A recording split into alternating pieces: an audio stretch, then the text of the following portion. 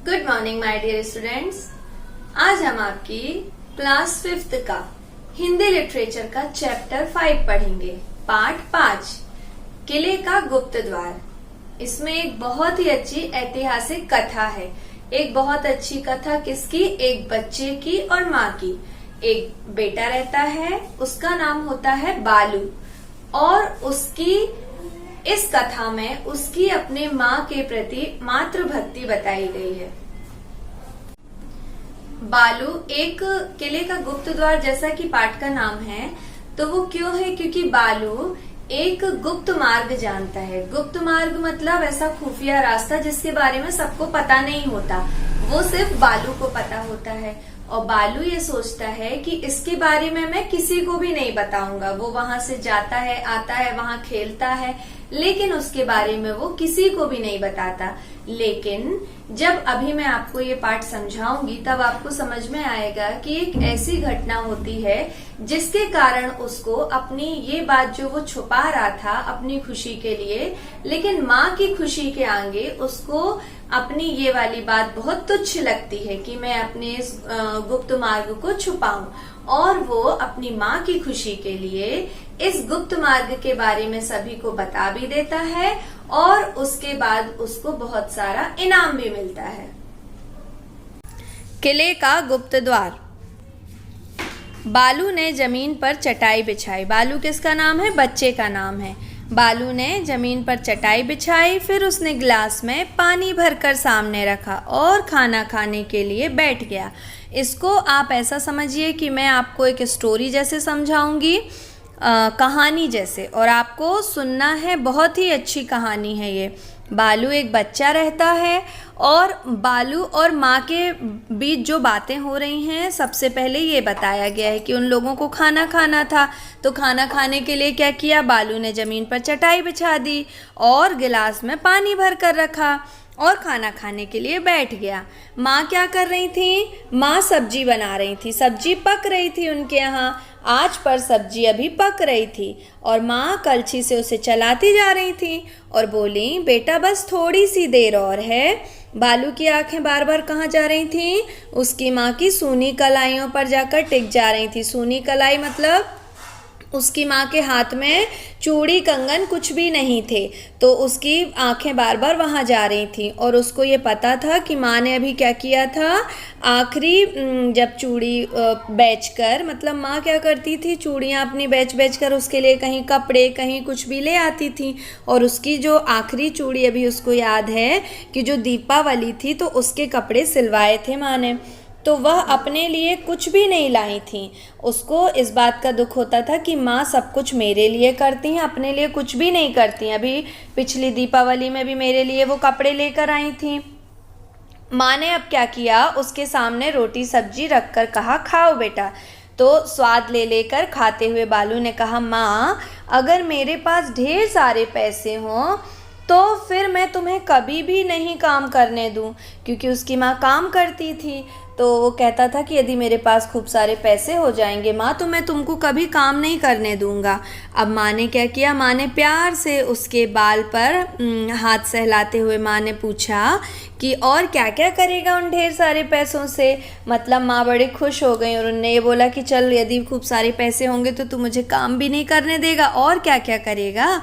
तो बालू कहता है कि तुम्हारे लिए इतनी सारी चूड़ियाँ खरीदूंगा कि उनसे तुम्हारे दोनों हाथ ऊपर तक भर जाएंगे। यह सुनकर हंसती हुई माँ की आंखें गीली हो गई, मतलब खुशी के कारण माँ की आंखें भर आई। बोलते हैं ना कि जब हमको बहुत खुशी होती है तो हमारी आंखों में आंसू आ जाते हैं।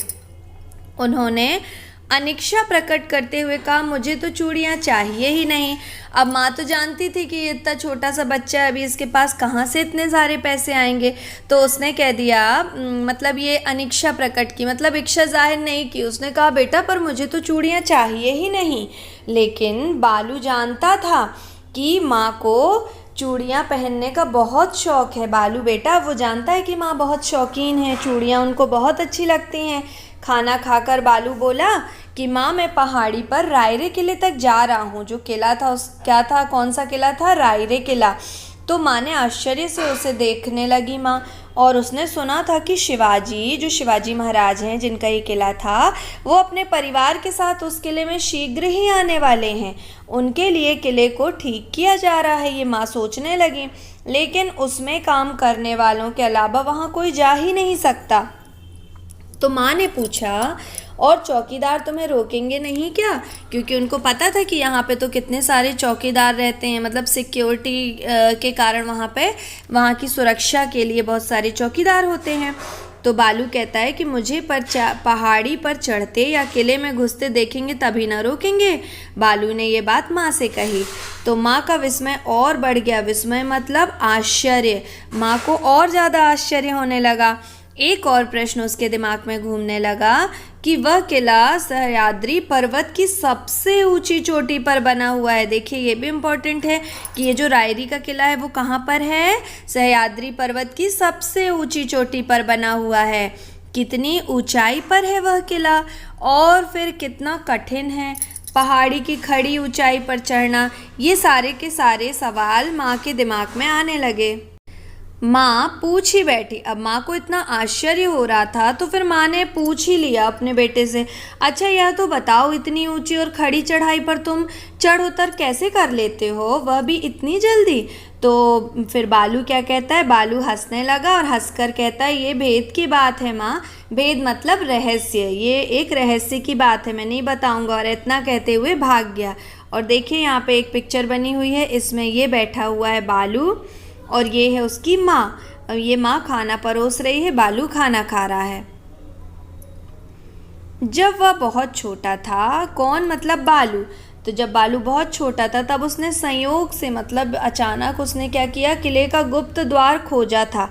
लेकिन ना उसने किसी को बताया, और उसने ये किसी को भी नहीं बताया था कि मुझे एक गुप्त मार्ग पता है, और ना ही इसके बारे में किसी और को भी पता नहीं था, और इसने भी किसी को नहीं बताया था। और वो जब भी चाहता था तो किले को गुप्त मार्ग से अंदर चला जाता था और वहाँ जाके खेलता कूदता था, खूब मस्ती करता था, और उसी रास्ते से वापस आ जाता था, तो उसको कोई देख भी नहीं पाता था। और इस गुप्त मार्ग की जानकारी के बिना इस किले पर चढ़ाई करना बहुत ही कठिन था। मतलब ये जो गुप्त मार्ग से चला जाता था ना, क्योंकि छोटा सा था वो, तो ऐसे जाता तो पहाड़ी इतनी ऊंची थी, तभी तो माँ को उसकी चिंता लगी थी। लेकिन ये कहाँ से जाता था? एक गुप्त मार्ग से चला जाता था।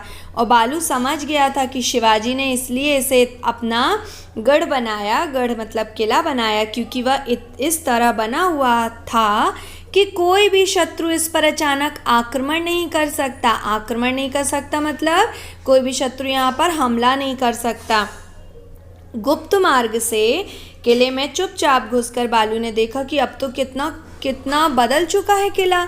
लगता था कि वहाँ एक नए संसार में आ गया हूँ। मतलब बहुत अच्छा लग रहा था, किला बहुत अच्छी तरीके से सजा था और लोग बहुत काम में व्यस्त थे, और आंगन में वाद्य यंत्रों के स्वर गूंज रहे थे। किले के बाहरी हिस्से में हाथियों की चिंगाड़, घोड़ों की हिनहिनाहट सुनाई पड़ रही थी। क्यों इतना ज़्यादा था? क्योंकि वहाँ पे शिवाजी महाराज आने वाले थे ना अपने परिवार के साथ, तो उनकी पूरी तैयारियाँ हो रही थी। अब बालू तो चुपचाप गुप्त द्वार से बाहर निकल आया। वह बाजार की तरफ जब चल दिया, क्योंकि वहाँ भीड़ भाड़ थी अंदर, तो वो गया और देखा और चुपचाप बाहर निकल आया गुप्त मार्ग से, उसको कोई देख भी नहीं पाया। अब वो बाजार की तरफ चल दिया। बाजार में से निकलते हुए बालू के कानों में जो भनक पड़ी उसने उसे चौंका दिया, बालू को चौंका दिया। बालू ने दुकानदारों को बात करते हुए सुना कि बस अब तो किले में शिवाजी महाराज अपने परिवार सहित आने ही वाले हैं।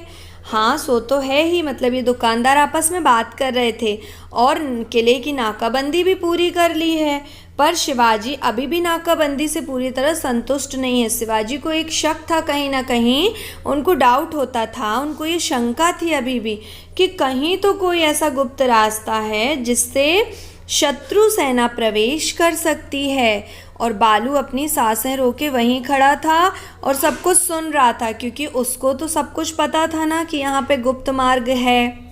अब वो दुकानदार जब आपस में बात कर रहे थे, तो जो बता रहा था और जो दूसरा सुन रहा था, उसने बोला कि तुम्हें इन सब बातों का कैसे पता चला? तो वो बोलता है कि तुमने सुना नहीं क्या? मुख्य द्वार के अतिरिक्त किसी अन्य मार्ग से किले में आकर दिखाने वाले के लिए बहुत बड़े पुरस्कार की घोषणा करवाई है शिवाजी ने। उनने क्यों घोषणा करवाई थी? क्योंकि उनको ये शंका थी कि कोई ना कोई ऐसा गुप्त मार्ग तो ज़रूर है जहाँ से कोई भी शत्रु सेना आ सकती है अंदर, तो इसलिए उनने एक पुरस्कार की घोषणा करवा दी। तो बहुत बड़े पुरस्कार की गूंज मस्तिष्क में लिए, मतलब उस बालू के दिमाग में यही चल रहा था कि बहुत बड़ा पुरस्कार। ये सोच के बालू वहाँ चल पड़ा, वहाँ से चल दिया और वो सोचने लगा कि ये तो बहुत सुनहरा अवसर है बहुत सा धन प्राप्त करने का, परंतु इसके लिए उसे अपना भेद तो खोलना ही पड़ेगा, क्योंकि वो बहुत रहस्य वाली बात थी ना, किसी और को पता ही नहीं था, जिसे वह किसी भी मूल्य पर खोलने को तैयार नहीं था। उसको तो अपना रहस्य किसी के सामने नहीं खोलना था, क्योंकि वो अपन चुपचाप जाता था, खेलता था, मस्ती करता था और आ जाता था। अब यही सब उसके दिमाग में चल रहा था। यही सब उधेड़-बुन लेकर बालू अपने घर आ गया। अब जब वो घर पहुंचा तो माँ ने शिवाजी की घोषणा उसे सुनाई। माँ को भी मतलब ये घोषणा के बारे में पता चल गया था। अब माँ ने कहा कि माँ ने उनको पुरस्कार का विवरण भी दिया। माँ अपने बालू से बताने लगी कि एक भारी सोने का कंगन और सोने के सिक्कों से भरी एक थैली मिलेगी, जो भी गुप्त मार्ग के बारे में बताएगा। गुप्त मार्ग का रहस्य जिसको भी पता होगा उसको शिवाजी महाराज ये पुरस्कार देंगे। अब क्या होता है, जब बालू ने अपनी माँ से यह बात सुनी तो उसकी आंखें बार बार माँ की सूनी कलाइयों पर अटक रही थीं। माँ पूछ रही थी, क्या तुम्हें लगता है बालू कि ऐसा कोई गुप्त मार्ग है और कोई बता पाएगा उसे? फिर पुरस्कार चाहे इससे बड़ा ही क्यों ना हो, किसी को मिलने से रहा। तो उधर बालू ने अपने मन में क्या सोचा, उसके मन में ये पुरस्कार पाने का निश्चय अब उसने कर लिया था। क्यों? क्योंकि उसको ये पुरस्कार अपने लिए नहीं, अपनी माँ के लिए चाहिए था। अपनी माँ के हाथों की चूड़ियों को कंगन से भरने के लिए वह कुछ भी कर सकता था। शाम को क्या हुआ, शाम को उसने एक बड़ा रंगीन ध्वज बनाया। ठीक है, उसने एक रंगीन ध्वज बनाया और अगले दिन भोर अर्थात सुबह होते ही वो ध्वज को लेकर शिवाजी के दरबार में पहुंच गया। ये देखिए, जैसा ये पिक्चर में बताया है, ये देखिए ये पूरा किला है और ये किले में देखो ये रंगीन ध्वज लेके किले में ऊपर आ गया। अभी तो वो पहुंचा है वहाँ पर। जिस मार्ग का पता सैकड़ों मराठे सिपाही कोना कोना चप्पा चप्पा छान कर भी नहीं लगा सके थे, उस गुप्त मार्ग का भेद या बालक बताने आया था। कौन? बालू। शिवाजी को यह विश्वास ही नहीं हो रहा था। फिर भी बालक निराश ना हो, ऐसा सोचकर शिवाजी ने उसे प्रमाण प्रस्तुत करने को कहा। मतलब जब शिवाजी को पता चला तो शिवाजी को लग रहा था कि अरे, जब इतने सारे सैनिक लोग, इतने सारे लोग मिलकर भी नहीं ढूंढ पाए तो ये इतना सा बच्चे को क्या पता होगा। फिर भी उन्होंने कहा चलो अब ये आया है तो उसने कहा आप अपना प्रमाण प्रस्तुत कीजिए, आप बताइए कैसे। तो प्रमाण शब्द सुनते ही बालू ने क्या किया, अपना ध्वज लेकर भागा, ध्वज झंडा लेकर भागा और पेड़ों की ओट में लुप्त हो गया। मतलब वहाँ पेड़ ही पेड़ थे, वहाँ पे जाके वो गुम हो गया, दिख नहीं रहा था अब किसी को। शिवाजी के यह पूछने पर कि यह बालक कौन है, एक सभासद ने बताया। शिवाजी ने पूछा कि ये बालक है कौन, तो सभा के एक सदस्य ने बताया कि श्रीमंत, यह बालक अपनी माँ के साथ नीचे के गांव में रहता है। इसके बाद शिवाजी राज्य की बातों में खो गए। अब उनको लगा वो अपनी बातों में बिजी हो गए, किसी को भी बालू का ध्यान ही नहीं रहा, क्योंकि बालू पे लोगों को शक हो रहा था, विश्वास ही नहीं हो रहा था इतना छोटा सा बालक कैसे इतने बड़े रहस्य को जानता होगा। एकाएक मतलब अचानक से क्या हुआ, सभी का ध्यान भंग हुआ। एक मंत्री के मुख से निकली चीख से एक मंत्री ने अचानक से क्या कहा, असंभव। और जैसे ही मंत्री ने ऐसा चिल्लाया तभी सभी लोगों का ध्यान भंग हो गया। सभी लोग जो अपने अपने काम में लगे थे वो सब एक जगह देखने लगे। शिवाजी और सभी सभा सदस्य विस्मित थे, आश्चर्य में थे। किले की चोटी पर बालू का ध्वज फहर रहा था। मतलब जो ध्वज वो लेकर आया था ना बालू, वो ध्वज किले की चोटी पर फहर रहा था। ध्वज बालू के हाथ में था, वो ध्वज को लेकर दौड़ा था, है ना, और वो गर्व से उसे हिला हिला कर वहाँ से ध्वजारोहण कर रहा था, जो अभी मैंने आपको पिक्चर में दिखाया है। बालू को बुलाकर शिवाजी ने स्वयं अपने हाथों से उसे घोषित पुरस्कार दिया। अब बालू को शिवाजी ने बुलाया, बहुत खुश हुए शिवाजी, और जो पुरस्कार उनने बोला था, घोषणा की थी, वो पूरा पुरस्कार उन्होंने स्वयं अपने हाथों से बालू को दिया। अब शाम हुई तो शाम को जब बालू ने सोने के सिक्कों का थैला माँ को दिया और सोने का कंगन उसकी कलाइयों में पहनाया, तब माँ उनकी गदगद हो गई। माँ का खिला हुआ चेहरा देखकर बालू को लगा कि इस खुशी के आगे उसका भेद तो कुछ ही नहीं था। अच्छी लगी ना आपको कहानी? कि जैसा कि मैंने आपको शुरू में बताया था कि इसमें एक रहस्य की बात यही थी कि बालू को सब कुछ पता था, लेकिन किसी और को नहीं पता था, और बालू अपनी इस बात को किसी को बताना भी नहीं चाहता था, वो कभी शेयर ना करता किसी से। लेकिन जब उसने इतने बड़े पुरस्कार की बात सुनी और वो पुरस्कार उसने अपनी माँ के लिए सोचा कि माँ, सोने के कंगन मैं अपनी माँ के हाथों में पहनाऊँगा, जैसा कि वो पहले भी सोच चुका था कि जब माँ मेरे पास ढेर सारे पैसे होंगे तो उससे मैं तेरे लिए चूड़ियाँ कंगन लाऊँगा। तो माँ की खुशी के आगे उसको अपना रहस्य सबको बताने में बिल्कुल भी उसको सोचना नहीं पड़ा, और उसने माँ के लिए लेकर आ गया। शब्दार्थ। अनिक्षा। अनिक्षा का अर्थ क्या होता है? इच्छा का ना होना।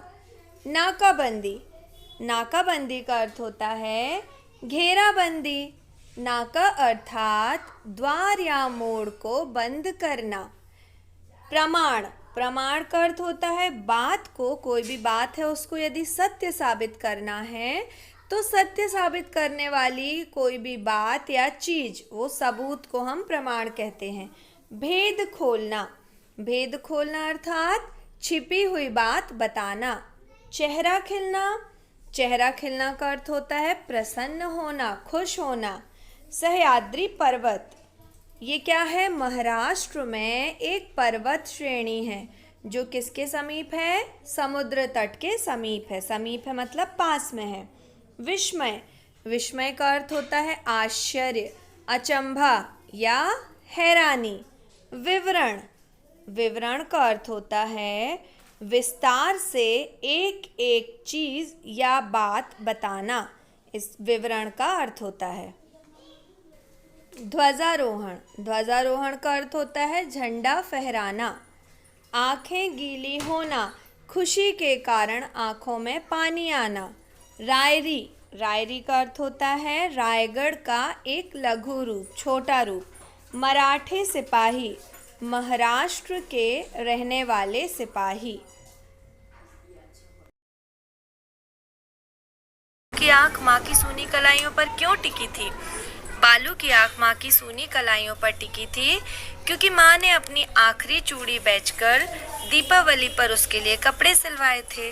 सभी को पता है ना, मैंने समझाया था इसमें। शिवाजी का किला कहाँ स्थित था? सह्याद्री पर्वत पर स्थित था। बालू रायरी किले में क्यों जाना चाहता था? बालू रायरी किले में क्यों जाता था? खेलने कूदने जाता था ना। बालू को इनाम में क्या मिला? बालू को इनाम में सोने के सिक्कों से भरा थैला और सोने का कंगन मिला, तभी तो वो खुश हो गया था ना पुरस्कार सुन के। मौखिक प्रश्न क्लियर हुए सभी को? इसके बाद लिखित प्रश्न। माँ की आंखें गीली क्यों आई? तो मैंने बताया था ना चैप्टर एक्सप्लेन करते समय कि जब बालू ने माँ से कहा था कि जब मैं ढेर सारे पैसे कमा लूँगा तो तुमको काम भी नहीं करने दूंगा और तुम्हारे लिए ढेर सारी चूड़ियाँ खरीदूंगा जिसमें तुम्हारे हाथ, दोनों हाथ भर जाएं। जब ये बातें माँ ने सुनी तो स्नेहवश माँ की आंखें भर आईं। माँ का विस्मय और क्यों बढ़ गया? विस्मय मीन्स आश्चर्य। कब बढ़ गया था? क्योंकि माँ ने जब सुना कि ये सह्याद्री पर्वत की चढ़ाई चढ़ेगा तो वो तो बहुत खड़ी चढ़ाई है और किले में इतनी ज़्यादा सुरक्षा भी है, तो बालू वहाँ कैसे चला जाएगा, कैसे पहुँचता होगा, यह सोचकर माँ का विस्मय और बढ़ गया। बालू ने पुरस्कार पाने का निश्चय क्यों किया? क्योंकि माँ को चूड़ियाँ और अन्य खुशियाँ देने के लिए। जब उसने सुना ना कि पुरस्कार में चूड़ियाँ मिलेंगी, सोने के कंगन मिलेंगे, तो वो सुनकर बालू ने पुरस्कार पाने का निश्चय किया।